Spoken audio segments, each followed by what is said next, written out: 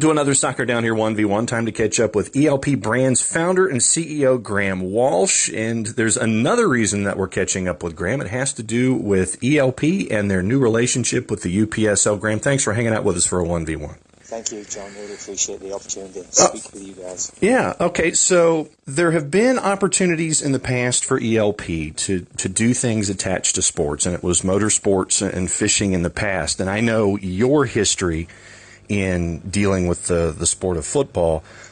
What was the genesis of combining ELP and the UPSL? Yes, obviously football has been a big part of my life. I felt like it was my life when I was growing up, and until I went into the business world. When I work in the morning, that was all I was thinking about, is playing the next game or going to training or whatever. And so we had formed ELP Brands, and I was fortunate enough to meet a gentleman by the name of Christian Berlejos. He was introduced to me in Miami, a fairly young man, but an ex-pro. He played in the second division in Argentina, Independiente Mendoza, and he and I started looking for an opportunity in soccer. And one of the things that he was doing is he was actually the conference manager for the UPSL in Florida. And as I got to know the UPSL, really just from talking to Christian, I started to realize that, wow, this league's really taking off. So there's some organic growth going on here, and so they must be doing something right. And that sort of is what caught my attention. And so I got introduced to the founder and the commissioner in Florida. And after some extensive due diligence, actually, really just getting to know what these guys were doing, and starting to feel like, this is an important league in the United States, and it's an opportunity to get involved in the game here and possibly make a difference. That's when we decided to get involved and try and take a controlling stake in the league. Because you're talking about a league that's 9 years old, and it has various divisions, one elite, that kind of a thing. And you're talking about 300 different groups of individuals who believe in the UPSL.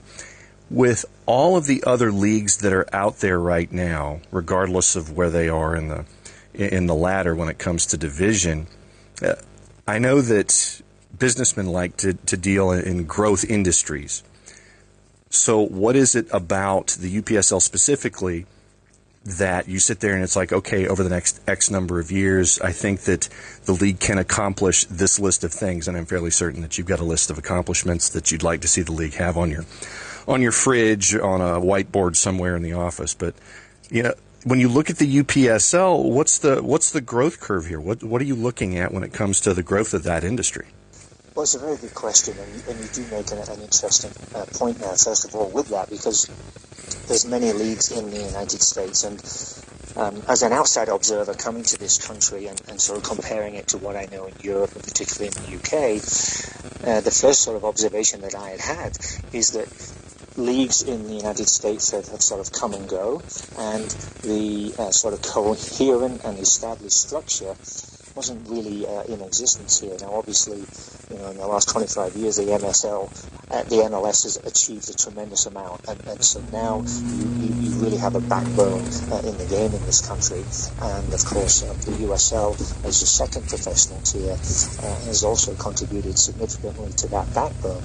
But then beneath there, we have a gigantic country and a structure which, unless you're very intimately involved in the game, you don't really understand it, you don't really know it. And so one of the things that was interesting to me with regards to the UPSL is that they had already established pretty much a national footprint. There are parts of the country where there's still plenty of work to be done. There's some soccer hotbeds that we're going to be moving into. But they had created a national competition, and although they were founded in 2011, in the most recent years, I noticed that more and more teams were popping up and joining this league. So I felt like okay, there's something that is happening here which other leagues have failed to achieve, and so let's have a look at it and see what is it that they're doing well, and if that foundation for success can be continued, then the league is in a position where potentially is going to be around in the future for decades, and we could come in and strengthen the business infrastructure, and then also expand to the point where we can promote this league and really make it possibly even a name in soccer which everybody is aware of, in the same way that they are aware of Major League Soccer.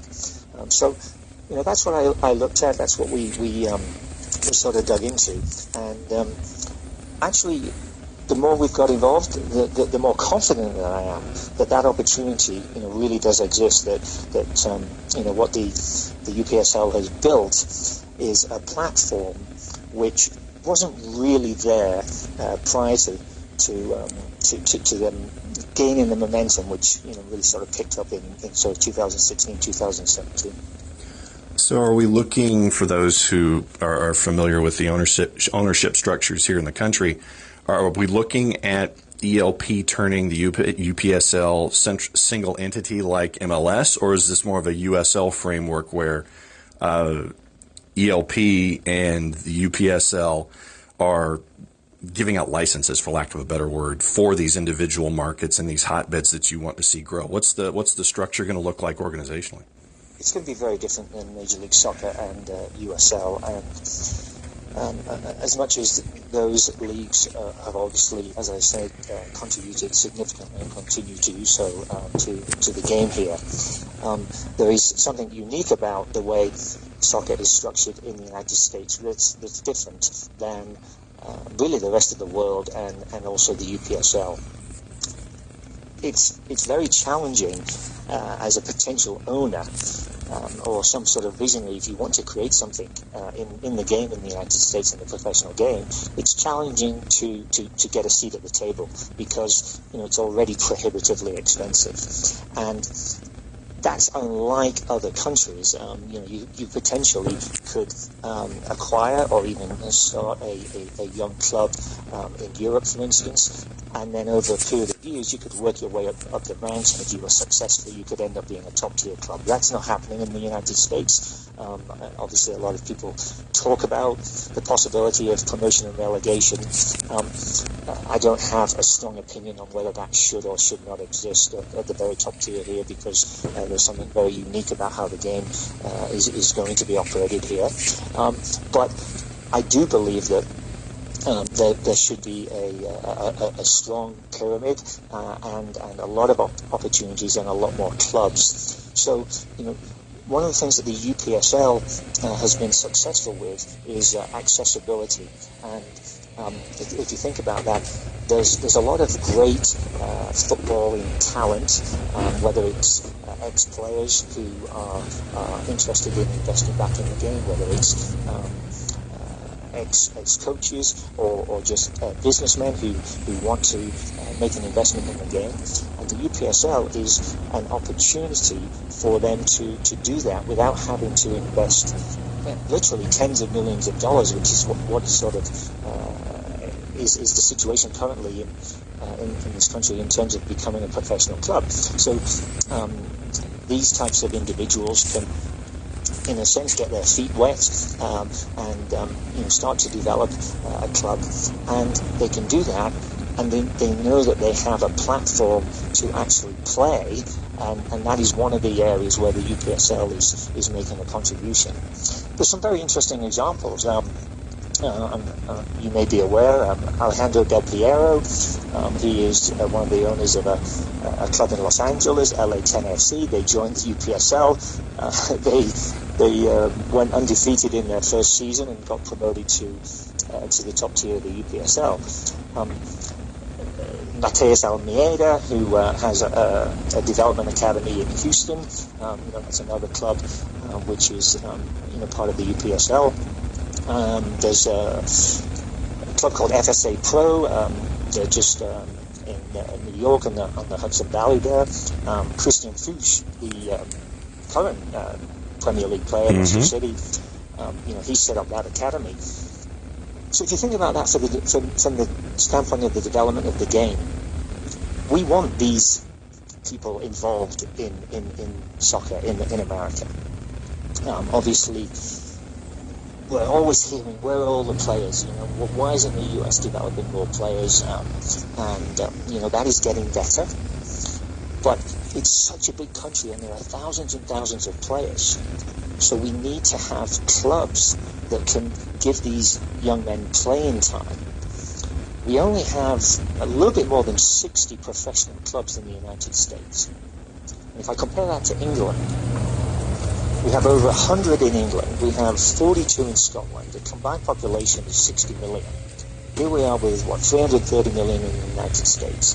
The game is not deep enough to provide the playing time that is required for young men to develop their skills and be exposed to a variety of playing styles, a variety of coaching styles. A lot of the development that happens, obviously the US does a good job at the youth level. There are thousands of clubs, but there's a lack in availability in that gap between sort of 18, 19, 20. And often those are the formative years for young players. So the UPSL is hopefully part of that solution, in the sense that we provide those the lower tier, but still great quality football being played, and soccer obviously, and that is something that from my standpoint is an opportunity, because it isn't really fully built out here in the United States yet. Whereas, of course, with over 100 years of history in a lot of the footballing nations, the traditional, original footballing nations, it already is built out. So, back to your original question, what is it going to look like? It's going to look similar to what it is now. It's a league that is a national league, but it's organized in a fashion such that it's affordable for clubs to participate.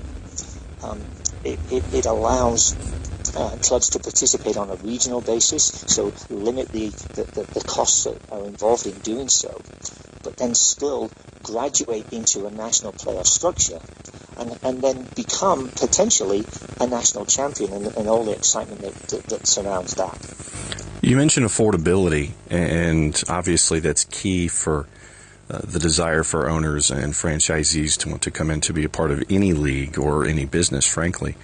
What about the vetting process, so you don't have one-and-dones, fly-by-nights, that kind of a thing? I know that with your time in business, obviously you can pretty much tell when somebody's serious and when somebody's not, but when you look at, and we'll use the pyramid over in England as an example, when you have teams in the championship like a Reading, who are spending twice as much than they're bringing in, and they're having financial issues, when you have a Bolton, when you have a Bury, when you have all of this history go away that have been part of the framework and the fabric of British football, is vetting a concern, or I guess, so the UPSL can continue to grow in the manner and the demeanor that you want? Where does vetting come into this process to make sure that you are solid and that you're not just having folks come in and come out and come in and come out and checks bounce and that kind of stuff to stunt the growth of the league as you'd like to see it?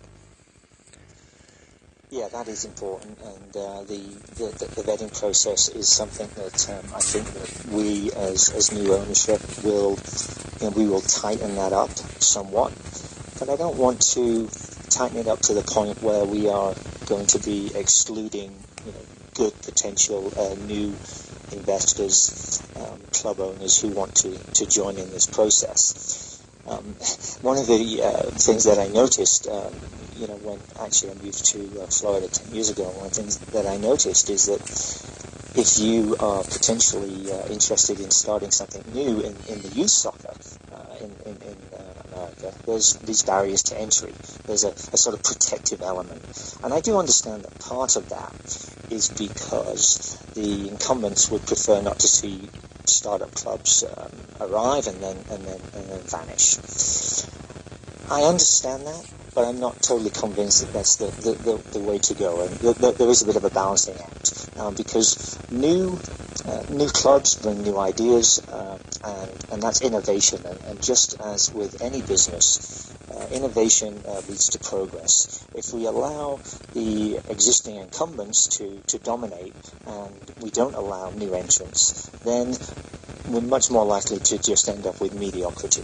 So we will remain a league which has open arms, but we will certainly ensure that new clubs coming in have the financial wherewithal to see some sort of a runway beyond a season or two. And also we will ensure that they're sufficiently educated in terms of what are the costs of doing this. Of course, the UPSL, I do call it the most affordable national league in the country, and we do intend to continue for that to be the case. But even then, there are costs of running these leagues, because it's not just a matter of joining the league. You've got travel costs. You've got facilities costs. There's referees costs. There's a whole list of associated expenses, and we obviously want to make sure that these teams are adequately financially backed. Also, of course, facilities are important, because as the league grows and attracts better and better clubs. Some of these clubs are solid clubs already, and themselves are being attracted to the UPSL because of the competition that's available and how it's organised. And ideally, we'd like to see new clubs secure their own facilities, or even possibly help them do that. And that just leads to a stronger foundation, and also gives the clubs the opportunity to develop some local interest. Again, going back to my experience in the UK, it's really fascinating how there are hundreds and hundreds of semi-professional clubs in the UK, and each one has a little stadium, and maybe they hold 500 people, 2,000, 5,000 people, but that club has a lot of local community support. That club is relevant in that community, gets a lot of press. And it's very exciting if they go on a cup run, or if they're challenging for promotion in whatever division they're in to get up to the next tier. And I really feel like there's plenty of space in the United States game for that to continue to develop. There are some interesting clubs scattered around the country where they already have that local support, and I do believe that is it's part of the future of the game in this country. Clearly, historically, that local community excitement for sport has been associated with baseball and American football. Friday Night Lights is a great example. It's one of my favorite shows that I've seen. I think that soccer has a role to play in that community aspect in this country, and so these newly formed clubs or existing clubs can continue to develop that local support, and being part of a national league is certainly advantageous in allowing that process to happen. Why did ELP do this now?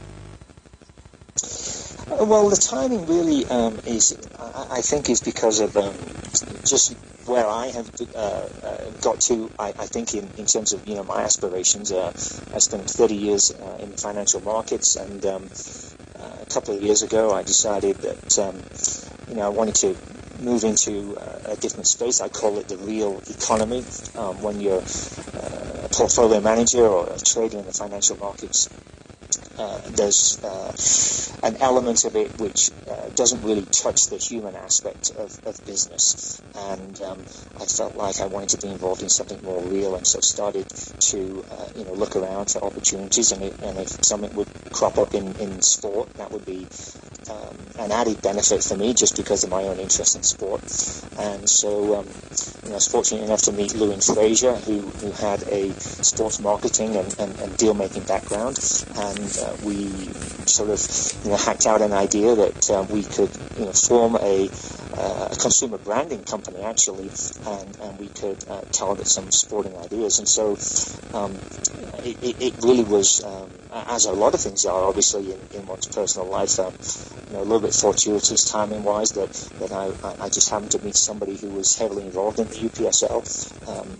It just sort of piqued my interest, and we were just fortunate enough to be able to secure that transaction, and it actually happened just before the pandemic, oddly enough, and so the recent events, I think, really focused the mind on, okay, let's see how we can navigate our way through this initial hurdle that's just been put in front of us, and so that's been also rather fascinating to be challenged with. So what are the markers that are on the to-do list on the dry erase board on the fridge? What are the next steps here in the process for ELP and the UPSL going forward? Yeah, there's several of those which I'm very excited about, and I was talking about the infrastructure of the league and how it's present across most of the country, but not everywhere. And so at the moment we have 22 Division 1 leagues around the country, and the first thing that I want to do is to build that out to 32 Premier Divisions. We will rebrand the Division 1 into a Premier Division, and we'd like to see 32 of these scattered around the country, all in what I like to think are soccer hotbeds. And as we build that out, those divisions will become, hopefully, established, and there will be a footprint which will be around for a very long time. Now, from the 32 divisions, we will have 32 champions emerge, and they will form a 32-team playoff structure. That, to me, is a framework that sounds very exciting, and if I was playing or if I was coaching in a structure of that nature, boy, I really feel that is something that I'd like to go after. And interestingly enough, this is a sort of a merger, in a sense, of how the game is structured over here and how the game is structured in other parts of the world. The 32-team playoff structure, for me, reminds me of my sort of first experience when I came to the United States in the 90s, and I got interested in NCAA basketball. And I thought that the NCAA March Madness, yeah. March Madness was so exciting. And the idea that all these teams had qualified to get into this tournament, and then it was sort of concentrated in a 3-week period. And so what I feel we can do here, once we've got the 32 leagues built out, then we can create what is likely to be a very exciting national playoff structure. We already have an exciting one, but I just feel like this will be a more true reflection of the entire country, and the champions will be able to say, wow, yeah, we really did come a long way to win this title. So there's a few parts of the country where, since we came on board, we've already hired some local regional guys. We'll be building out a division in Las Vegas. We're going to build out a division down on the Gulf Coast. We will be hopefully building one out in the sort of the Kansas, the sort of mid-south area. I'm talking to somebody right now in Seattle, because we don't have a division up there, and obviously that is such a great part of the country for interest in soccer. Actually, where you are in Atlanta, we do have a division there now. What we're going to do is expand in Atlanta. I've got a gentleman who runs a club there, Raul Menjivar. He's at LSA Pro, and he will be building out a Premier Division for us in the state of Georgia. So as we grow from where we are now, 22 of these divisions, hopefully within a couple of years we'll have 32, and that will, as I say, form a structure that hopefully we can make that last for decades to come. Speaking about other goals, and this is really important for the UPSL. As I mentioned, there are thousands of players and there's a lot of talent. It's much deeper than is available just from viewing the professional divisions in the United States. And we as a league can do a better job promoting the players and promoting the teams. There's a lot of great stories, and the goal for us is to try and give these guys more exposure. There are players who are graduating from the UPSL into the professional ranks right now, but I feel like going forward that can be a lot more. And so a goal in that regard is to give everybody a lot more exposure. Graham Walsh, ELP Brands founder and CEO, now going headstrong into the UPSL. There's another acquisition there in the books. It's been fishing, it's been motorsports, now it is soccer. Graham, thanks for hanging out with us for a 1v1. Obviously, we'll be keeping an eye on what's going on there with the UPSL. And if it's okay, as things continue to grow, we'd like to keep ducking our head back in to check on your progress. Thanks for hanging out with us for a 1v1 here at SDH. Thank you. Yes, very much forward to speaking with you again.